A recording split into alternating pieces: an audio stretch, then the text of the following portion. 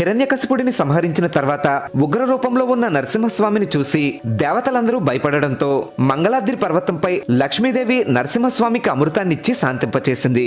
అలా మంగళాద్రిపై వెలిసిన పానకాల లక్ష్మీ నరసింహస్వామికి కృతయుగంలో అమృతం, త్రేతాయుగంలో ఆవు నెయ్యి, ద్వాపర యుగంలో ఆవు పాలు భక్తులు సమర్పించేవారు.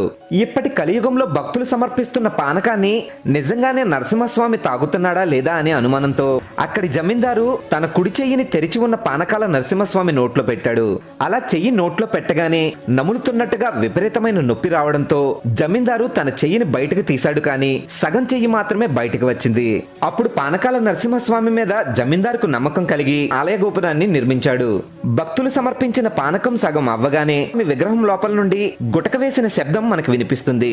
ఇలా ప్రతినిత్యం ఎంతో పానకాన్ని నరసింహస్వామికి భక్తులు సమర్పిస్తున్నా విచిత్రంగా అక్కడ ఒక్క చీమ కూడా మనకి కనిపించదు. ఇది భగవంతుడి లీలో కాదో కామెంట్ చేయండి.